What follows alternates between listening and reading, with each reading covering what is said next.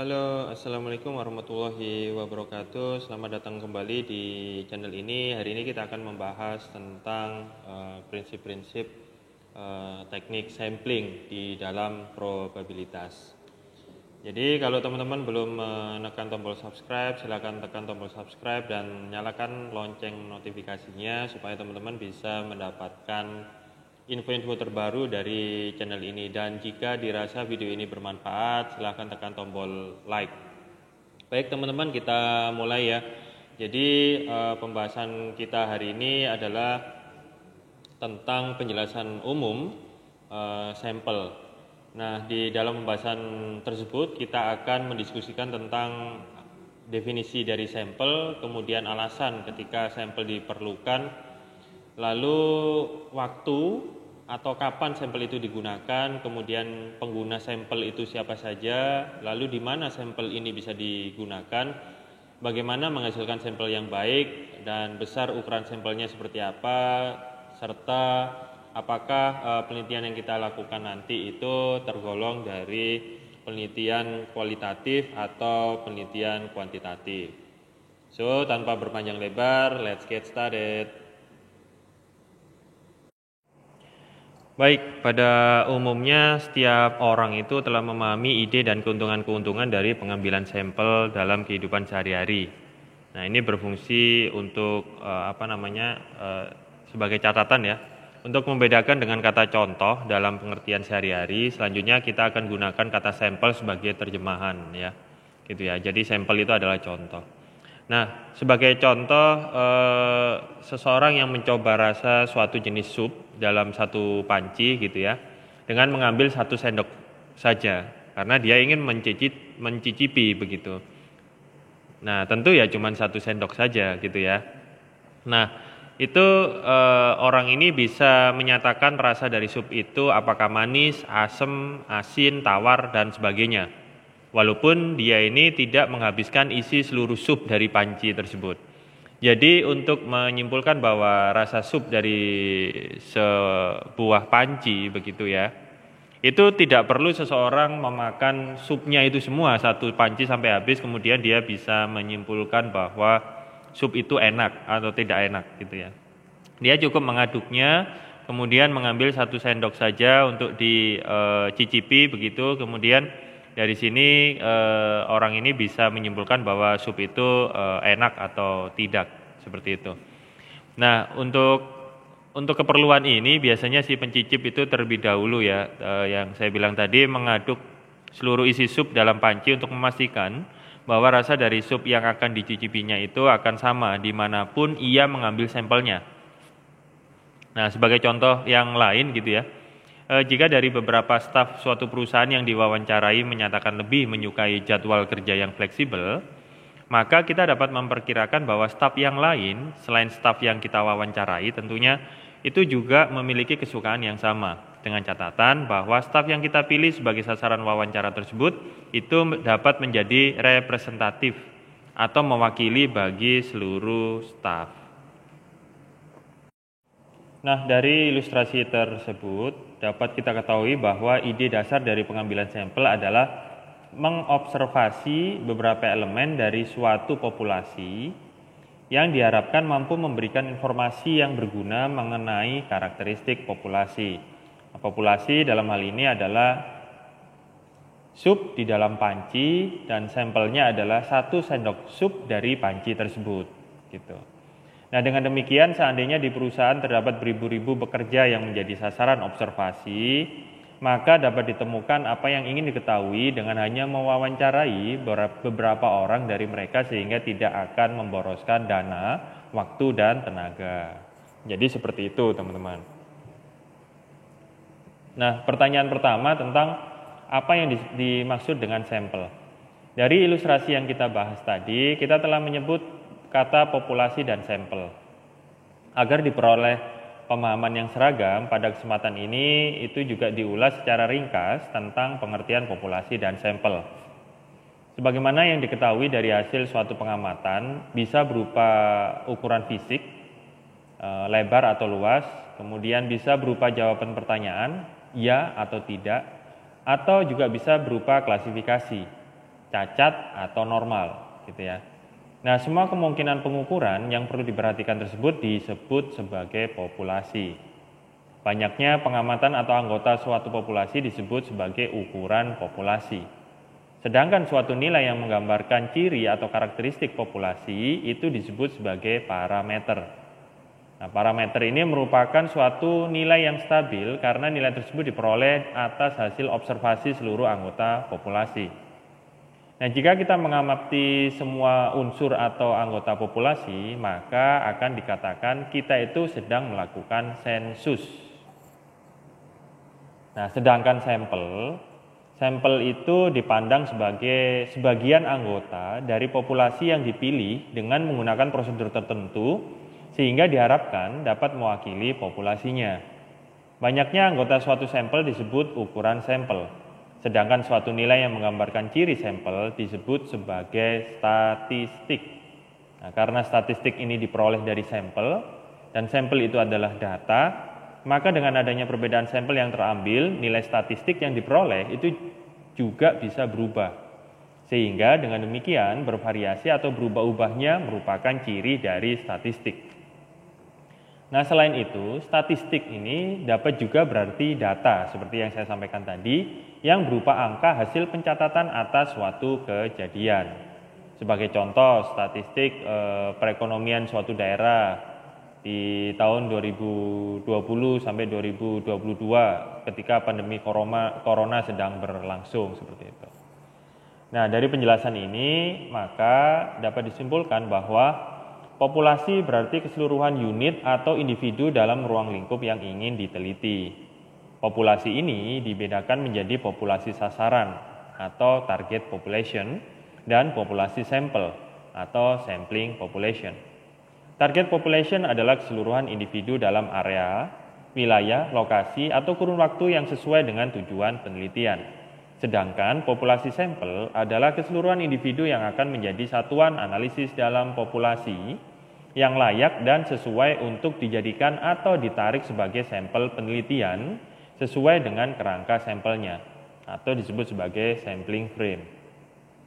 Nah, adapun yang dimaksud dengan kerangka sampel adalah seluruh daftar individu yang menjadi satuan analisis yang ada dalam populasi dan akan diambil sampelnya. Nah, untuk memperjelas penjelasan itu yang berkaitan dengan populasi dan sampel, coba kita perhatikan contoh berikut. Nah, populasi sasaran dari suatu penelitian yang bertujuan untuk menduga tingkat pendapatan pengusaha tembakau di Jakarta, begitu ya, adalah semua pengusaha di Jakarta. Jika ia bukan pengusaha, meskipun tinggal di Jakarta, ataupun seorang pengusaha yang tinggal di Jakarta tetapi daerah operasinya tidak di Jakarta, maka pengusaha ini tidak termasuk sebagai anggota populasi sasaran. Nah, meskipun demikian, masih ada pengusaha yang tinggal di Jakarta yang menangani komoditas tanaman lainnya, sehingga hanya pengusaha tembakau saja di Jakarta yang menangani tembakau. Nah, pengusaha seperti inilah yang disebut sebagai kerangka sampelnya. Dan daftarnya itu sendiri dapat dibuat berdasarkan nama setiap pengusaha, nomor urut pengusaha, ataupun cara yang lain. Dari kerangka sampel inilah selanjutnya bisa diambil sampel penelitiannya. Nah, secara ringkas itu ada 5 hal. Yang pertama adalah topik penelitian. Topik penelitian ini adalah tingkat pendapatan pengusaha tembakau di Jakarta. Yang kedua, populasi sasaran. Populasi sasarannya adalah semua pengusaha yang ada di Jakarta. Sedangkan populasi sampelnya itu adalah semua pengusaha tembakau di Jakarta. Dan yang keempat adalah kerangka sampelnya. Kerangka sampel dari penelitian ini berarti daftar nama atau nomor dari semua pengusaha tembakau di Jakarta. Dan sampelnya adalah sejumlah pengusaha yang diambil dari kerangka sampel dengan metode tertentu. Nah, sekarang kita membahas tentang alasan kenapa sampel penelitian ini perlu dilakukan sehingga harus ada teknik sampling. Nah, dalam suatu penelitian yang ditujukan untuk mengetahui karakteristik suatu populasi, masalah penggunaan sampel merupakan sesuatu yang sangat penting. Bahkan disadari dalam kehidupan sehari-hari, penggunaan sampel bukan merupakan suatu hal yang asing lagi bagi masyarakat. Pada umumnya, untuk memperoleh informasi tentang karakteristik suatu populasi, maka tidak perlu semua anggota populasi itu perlu diobservasi. Tetapi cukup hanya sebagian saja. Sebagaimana yang kita bahas tadi, sebagian anggota populasi yang terpilih itu disebut sebagai sampel. Nah, di sini akan ditegaskan kembali bahwa suatu sampel ini adalah sebagian dari populasi yang ingin diteliti, yang ciri-ciri dan keberadaannya diharapkan mampu mewakili atau menggambarkan ciri-ciri dan keberadaan populasi yang sebenarnya. Nah, dengan hanya mengamati sampel tersebut, daripada mengamati seluruh populasinya, maka bisa diperoleh efisiensi, baik dari segi waktu, tenaga, dan biaya. Sama halnya seperti untuk mengetahui kemanisan dari satu karung gula. Cukup dicoba satu jimpit saja gula gitu ya, dan tidak perlu satu karung gula tersebut dicoba semua. Lah jadi habis lah ya kan gulanya. Jadi cukup satu sendok atau satu jimpit saja gula ini sudah manis atau gitu. Tidak perlu satu karung dihabiskan seperti itu. Nah, suatu sampel yang baik dalam arti diambil secara benar bisa memberikan gambaran yang sebenarnya tentang populasi. Sehingga jika dalam suatu penelitian sampelnya tidak terambil secara benar, maka hasilnya tidak akan dapat digeneralisasikan dan tidak dapat memberikan hasil yang sahih dalam menggambarkan keadaan sebenarnya dari populasi yang diteliti. Dengan demikian, masalah penarikan sampel itu secara benar menjadi sangat penting. Oleh karena itu dibutuhkan teknik sampling. Teknik sampling atau teknik pengambilan sampel adalah suatu proses yang dilakukan untuk memilih dan mengambil sampel secara benar dari suatu populasi sehingga dapat digunakan sebagai wakil yang sah atau sahih, dapat mewakili atau representatif dari populasi tersebut. Terkait dengan pengambilan sampel itu bisa dipandang metode yang digunakan untuk menyeleksi sejumlah individu dari populasi sehingga dapat menghasilkan sampel yang representatif. Dalam arti sampel tersebut benar-benar mampu digunakan untuk menggambarkan populasinya. Nah, suatu penelitian dengan sampel biasanya disebut dengan survei. Nah, selanjutnya cukup dilakukan hanya dengan mengamati individu di dalam sampelnya saja dan tidak perlu mengamati seluruh populasi. Keadaan ini tentu sangat berbeda dengan sensus, di mana setiap individu dalam populasi yang diteliti itu harus diamati. Jadi seperti itu. Kemudian yang ketiga selanjutnya adalah kapan sih sampel ini digunakan ya? Nah, sampel itu digunakan dalam suatu penelitian terutama didasarkan pada kalau saya catat ada 4 pertimbangan ya. Pertimbangan yang pertama ya tentu tidak mungkin mengamati seluruh anggota populasi. Terkadang populasi yang diteliti atau yang dihadapi atau yang dikaji dalam suatu penelitian gitu ya, misalnya mahasiswa seluruh Indonesia, ya tentu jumlahnya sangat besar dan tidak mungkin seorang peneliti itu meneliti seluruh mahasiswa yang ada di Indonesia, sehingga kecil kemungkinannya untuk dapat diobservasi satu persatu, dan kalaupun dilakukan satu persatu itu perlu waktu yang lama dan atau tenaga dan biaya yang sangat besar. Kemudian pertimbangan kedua adalah pengamatan terhadap seluruh anggota populasi dapat bersifat merusak, gitu ya. Nah, misalnya bila ingin mengetahui rasa dari jeruk yang dijual oleh seorang pedagang, tentu tidak mungkin mencicipi seluruh jeruk dagangannya. Kan habis nanti dagangannya kalau kita cicipi semua ya kan, ya cuman satu jeruk saja. Kemudian yang ketiga adalah menghemat waktu, biaya, dan tenaga. Nah, tentu meneliti seluruh anggota populasi yang besar memerlukan biaya yang tinggi. Selain itu juga butuh waktu dalam pengumpulan dan pemrosesannya serta tenaga yang terlatih. Nah, penggunaan banyak tenaga manusia dan peralatan itu cenderung menyebabkan variasi data menjadi besar akibat adanya variasi kemampuan dari individu pelaksana serta peralatan yang dipakai. Seperti contoh sebelumnya, jelas akan lebih cepat dan lebih tepat, lebih hemat tenaga juga, dan pasti lebih murah untuk hanya mencicipi sejimpit gula daripada merasakan keseluruhannya untuk mengetahui tingkat kemanisan dari sekarung gula pasir. Kemudian pertimbangan yang keempat adalah mampu memberikan informasi yang lebih menyeluruh dan mendalam atau bersifat komprehensif seperti itu.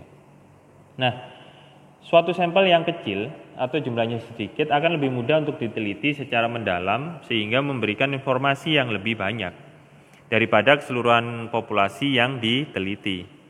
Nah, penanganan sejumlah kecil data itu tentu jauh lebih mudah dan memberikan lebih sedikit kesalahan daripada penanganan data yang lebih besar atau lebih banyak gitu. Nah, sebagai ilustrasi adalah beban kerja mata dalam melakukan identifikasi hama di bawah mikroskop gitu ya. Semakin banyak hama yang diteliti, maka bisa membuat mata semakin cepat lelah mengingat waktu observasi yang tidak boleh ditunda. Hal ini akan berakibat semakin besar kemungkinan kesalahan yang dilakukan. Jadi seperti itu teman-teman. Ya. Pembahasan tentang kapan sampel ini digunakan. Nah, selanjutnya kita juga akan membahas siapa pengguna sampel. Nah, jawaban dari pertanyaan ini sebetulnya tercermin dari kehidupan keseharian kita semua ya. Nah, sampel digunakan di mana-mana, mulai dari perusahaan yang berurusan dengan bisnis, rumah tangga, pemerintahan, dan lain sebagainya. Meskipun topik yang mendasari pengambilan sampel tersebut berbeda-beda, tapi alasan dasar tetap terhadap kebutuhan akan adanya sampel itu bisa jadi disebut sama ya, yaitu terdiri dari 3. Yang pertama adalah pengguna sampel ini mampu meneliti seluruh anggota populasi. Atau dengan kata lain, dana dan tenaga yang dibutuhkan tidak menjadi masalah tetapi dibatasi oleh waktu.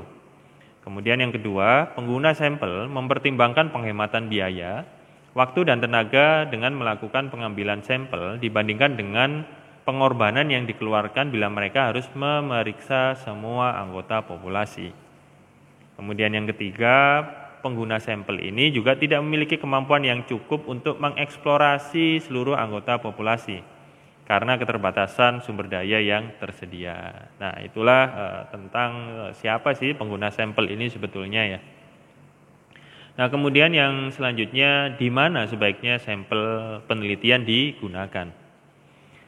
Nah, telah kita bahas sebelumnya bahwa sampel bisa digunakan di mana-mana untuk berbagai macam kepentingan dan kebutuhan. Nah, berikut adalah contoh terapan dari sampel di bidang ekonomi dan bisnis. Di bidang produksi misalnya, itu bisa dijadikan patokan untuk standar kualitas, pengawasan terhadap efisiensi kerja, atau uji metode atau produk baru dan lain sebagainya. Kemudian di bidang akuntansi, itu bisa dipakai untuk penyesuaian yang berhubungan dengan harga, hubungan antara biaya dan volume produksi, auditing, dan sebagainya. Kemudian yang ketiga di bidang pemasaran misalnya, untuk penyelidikan terhadap preferensi konsumen, lalu meramalkan potensi pasar, terus kemudian penetapan harga, penelitian efektivitas iklan, terus mengukur efektivitas segmentasi, menaksir permintaan pasar terhadap produk yang dihasilkan perusahaan, dan lain sebagainya. Kemudian bagi manajemen itu bisa dipakai untuk memberikan petunjuk untuk merumuskan kebijakan perusahaan serta membantu pemahaman terhadap masalah yang diteliti. Nah, itu tadi adalah di mana sampel ini bisa digunakan. Lalu yang selanjutnya adalah bagaimana kita bisa menghasilkan sampel yang baik. Seperti itu. Nah, sebagaimana yang telah dijelaskan sebelumnya, tujuan dari dilaksanakannya pengambilan sampel adalah untuk memperoleh data yang representatif dalam kaitannya dengan populasi yang menjadi sasaran penelitian. Bila metode pengambilan sampel yang dipakai itu sudah tepat, maka diharapkan individu-individu sampel yang diobservasi itu mampu mewakili seluruh anggota populasi dan mampu memberi informasi yang terkait dengan populasi yang diteliti. Informasi yang diperoleh ini bisa menjadi bahan baku bagi pengambilan keputusan. Nah, dalam hal ini agar informasi yang diperlukan bisa memenuhi tujuan tersebut, maka dibutuhkan ketepatan dari data yang dikumpulkan. Agar data yang diambil berguna, maka data tersebut haruslah bersifat objektif, yaitu sesuai dengan kenyataan yang sebenarnya. Kemudian representatif, yaitu mewakili keadaan yang sebenarnya, memiliki variasi yang homogen atau perbedaan yang kecil, begitu ya. Tepat waktu dan relevan untuk menjawab persoalan yang sedang menjadi pokok bahasan.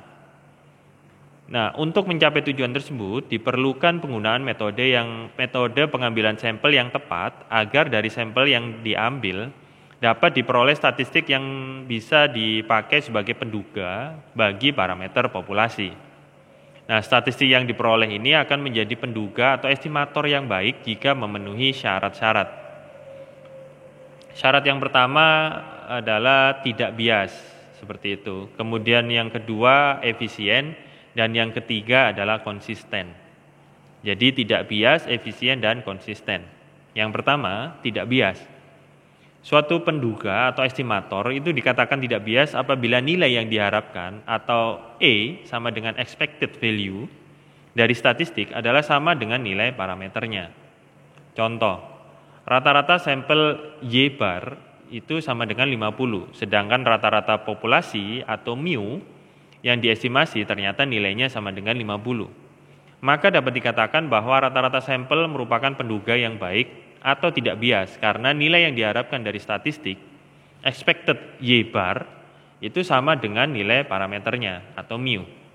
Nah, apabila rata-rata populasinya atau parameternya ternyata 40, maka terjadi bias karena nilai yang diharapkan dari statistik atau expected Y bar itu lebih besar daripada nilai parameternya atau mu.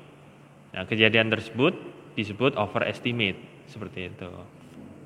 Nah, sebaliknya, bila nilai parameternya mu sama dengan 60, maka akan terjadi bias pula. Karena nilai yang diharapkan dari statistik Y bar itu lebih kecil daripada rata-rata populasi. Nah, kejadian ini disebut sebagai underestimate. Kemudian yang kedua, syaratnya adalah efisien. Ya. Nah, suatu estimator itu dikatakan efisien bila penduga tersebut dapat menghasilkan standar error yang terkecil dibandingkan dengan standar error dari penduga yang lain. Jika kita memiliki dua penduga yang berasal dari sampel yang sama dan dicoba untuk memutuskan mana di antara keduanya yang lebih efisien sebagai estimator, maka bisa juga diputuskan seperti ini. Seandainya estimator yang akan digunakan adalah rata-rata sampel dan median sampel, hasil perhitungan standar error dari rata-rata sampel itu sama dengan 1,05, sedangkan standar error dari median sampel adalah 1,6. Maka dapat dikatakan bahwa rata-rata sampel lebih efisien sebagai penduga karena memiliki standar error yang lebih kecil. Nah, ini disebabkan karena penduga yang memiliki standar error yang kecil atau kurang bervariasi akan memiliki kesempatan menghasilkan hasil estimasi yang lebih dekat dengan nilai sebenarnya atau lebih efisien dari yang diduga atau disebut sebagai parameter populasi. Nah, itu adalah syarat efisiensi dari sebuah estimator yang muncul dari sampel. Kemudian syarat yang ketiga adalah bersifat konsisten. Suatu estimator ini dikatakan konsisten jika peluang untuk memperoleh perbedaan antara statistik dengan parameter itu mendekati 0 jika jumlah individu sampel berubah. Artinya, jika sampelnya diperbesar, maka suatu nilai statistik tertentu semakin mendekati nilai parameter yang diestimasi. Nah, upaya memperbesar sampel pada penduga yang tidak konsisten ini akan semakin memboroskan waktu dan biaya yang dikeluarkan. Nah, untuk dapat memperoleh statistik penduga yang memenuhi kriteria itu, maka di pembahasan video-video selanjutnya itu kita akan mendiskusikan berbagai macam alternatif metode pengambilan sampel yang tersedia dengan masing-masing karakteristiknya. Nah, oleh karena itu teman-teman, sekali lagi bagi teman-teman yang belum mengklik tombol subscribe itu dipersilakan klik tombol subscribe dan nyalakan lonceng notifikasinya supaya teman-teman bisa mengetahui kelanjutan video-video penjelasan ini di video selanjutnya dalam channel ini, seperti itu. Baik, nah itu tadi penjelasan untuk menjawab bagaimana menghasilkan sampel yang baik. Jadi kesimpulannya sampel yang baik itu memenuhi 3 hal. Yang pertama tidak bias, yang kedua efisien, dan yang ketiga konsisten. Lalu pertanyaan selanjutnya adalah berapa sih besar ukuran sampel yang tepat begitu ya? Oke, kalau kita bicara tentang besar ukuran sampel, nah besar ukuran sampel ini yang harus diambil dalam suatu penelitian agar hasil penelitian tersebut dapat dikatakan sah atau valid secara saintifik itu menjadi permasalahan mendasar yang seringkali muncul dari pihak yang hendak melakukan penelitian dengan menggunakan sampel, teman-teman. Nah, pertanyaan ini itu selalu muncul berkaitan dengan tujuan dari pengambilan sampel, yaitu untuk memperoleh informasi mengenai parameter populasi tertentu dengan pengorbanan yang minimum atau dengan kesalahan yang kecil. Nah, secara umum kita itu bisa memutuskan besar ukuran sampel bila kita mengetahui batas antara atas kesalahan pendugaan dari penelitian kita. Jadi karena kita bersifat menduga ya. Nah, artinya dugaan kita itu bisa ada kemungkinan besar terjadi kesalahan, teman-teman. Jadi seperti itu. Itu yang harus disadari. Jadi belum tentu dugaan kita ini mendatangkan kebenaran. Gitu. Nah, tapi pada prinsipnya dugaan kita itu memiliki batas kesalahan tertentu yang bisa ditoleransi di dalam statistik. Nah, di samping itu ya teman-teman, di samping itu keputusan mengenai ukuran sampel dapat ditetapkan atas dasar informasi variabilitas atau keragaman ya, atau diversifiability dari individu-individu penyusun populasi dan tingkat ketelitian yang diinginkan oleh si peneliti. Nah, dalam prakteknya dua kriteria terakhir ini saling terkait erat, teman-teman. Nah, dalam hal ini semakin besar keragaman dari individu-individu yang merupakan anggota populasi, maka semakin besar pula ukuran sampel yang diperlukan agar semakin banyak informasi yang bisa diambil. Nah, untuk kasus yang seperti itu, pengambilan sampel dalam jumlah kecil itu bisa jadi tidak dapat mewakili populasi karena perbedaan karakteristik antar individu-individu anggota populasi tersebut itu besar. Itu ya. Nah, sebaliknya, jika individu anggota populasi relatif memiliki karakteristik yang seragam, sampel yang berukuran kecil ini bisa memberikan jumlah informasi yang tidak jauh berbeda, teman-teman, dengan jumlah informasi yang diperoleh dari sampel yang berukuran besar. Sebagai contoh ya, hasil tes golongan darah seseorang gitu ya. Nah, seperti yang kita ketahui, untuk mengetahui golongan darah seseorang pada umumnya hanya dilakukan 1 kali pemeriksaan. Hal itu dimungkinkan karena keseragaman darah yang sangat tinggi sehingga walaupun dilakukan tes beberapa kali, hasil yang diperoleh tetap sama gitu. Nah, tes golongan darah ini juga tidak perlu mengobservasi seluruh darah yang dimiliki oleh seseorang. Lah, bisa meninggal lah, ya kan? Ya, cuman diambil sampelnya saja supaya bisa dinilai golongan darahnya itu apa. Tidak perlu diambil semua darahnya seperti itu. Jadi kita harus sampling. Nah, dalam kasus-kasus yang demikian itu, memilih sampel yang berukuran besar hanya akan memboroskan waktu dan uang, gitu ya.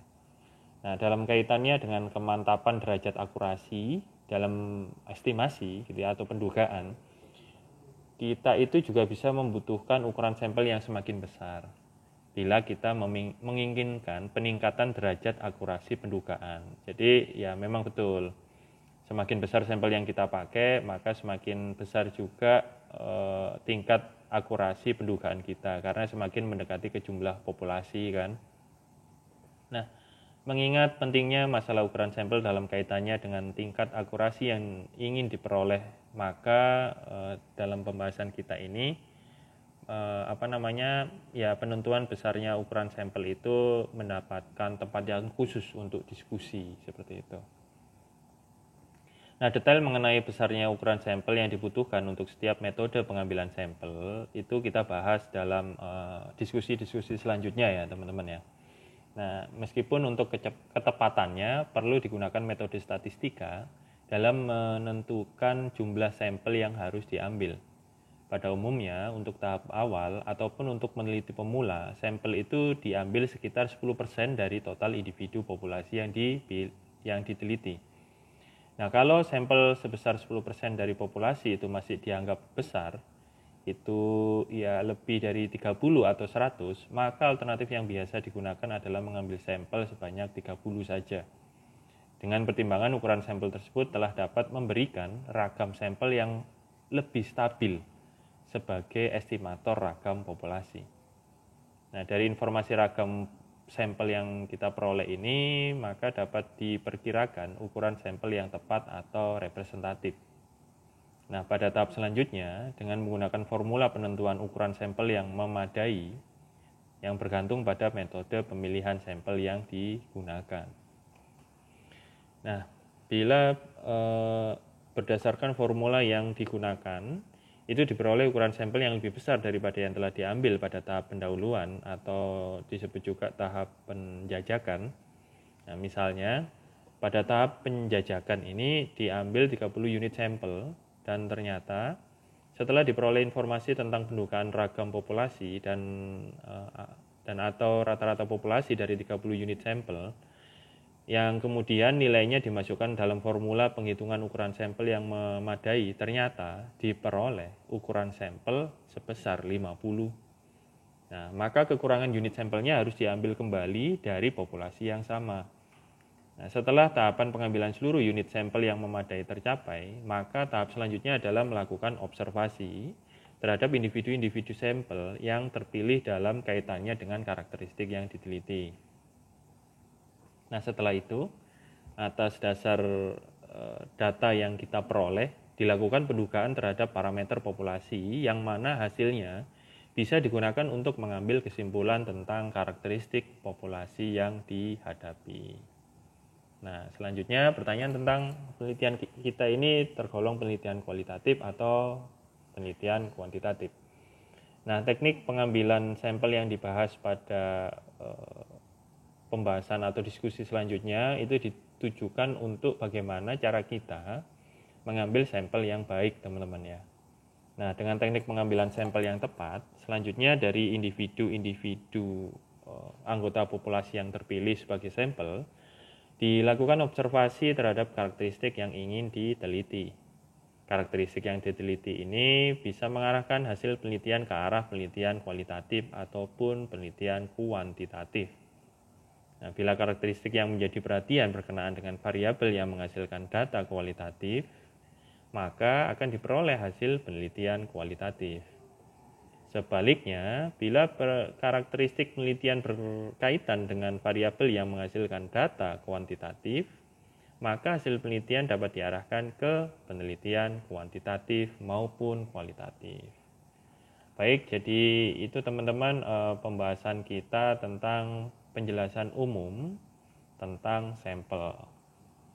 Jadi sampai jumpa di pembahasan-pembahasan dan diskusi selanjutnya.